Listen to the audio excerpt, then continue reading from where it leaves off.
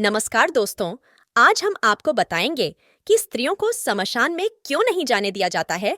कृपया चैनल को सब्सक्राइब कर लें। पुरुष को श्मशान वैराग्य होता है, स्त्री को प्रसव वैराग्य। पुरुष दाह कर्म करने श्मशान जाता है। वहां जीवन की अर्थवत्ता के प्रश्न और संसार की निस्सारता की चेतना उसे ग्रस लेती है।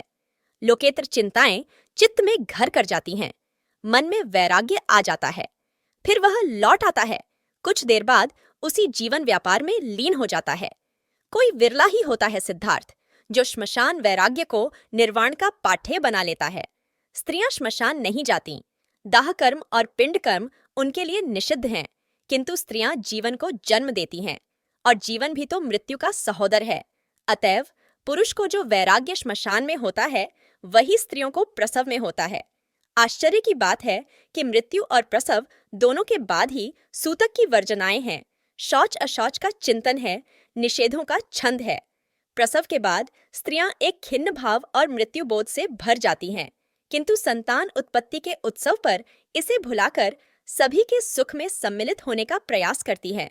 बहुतेरी स्त्रियों के मुखमंडल पर प्रसव के उपरांत एक विचित्र निर्वेद, उदासीनता, वैराग्य की छाया दिखती है, जिसे हम प्रसव से आई दुर्बलता मान लेते हैं।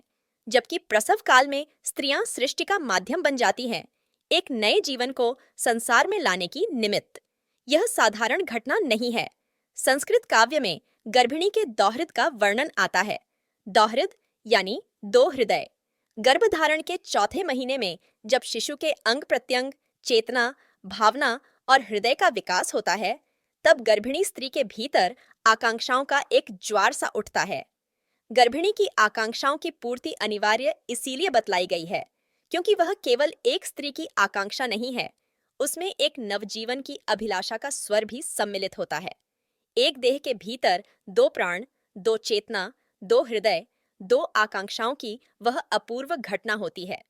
प्रसव के बाद उस परिघटना की क्षति प्रसूता को ग्रस लेती है, ज्यों अंगभंग हुआ हो, प्राण का एक पिंड टूटकर विलग हुआ हो, जो अब कभी जुड़ न सकेगा। ज्वार ढल गया हो, प्लावन उतर गया हो।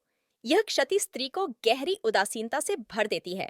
विप्र को द्विज कहा गया है, जो एक जीवन में दो बार जन्म लेता है, एक बार माता के गर्भ से, दूसरी बार यज्ञोपवीत के संस्कार से।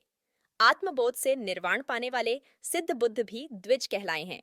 वे अपनी अस्थि के आयत्न को लांघकर वैश्वानर के रूप में पुनः जन्मते हैं, किंतु स्वयं को जन्म देने वाला यदि द्विज है, विप्र है, वरेण्य है, तो अन्य, जो कि अब उत्तरोत्तर अन्यत्र सुदूर होता चला जाएगा, को जन्म देने वाली जननी को हमें क्या कहना चाहिए।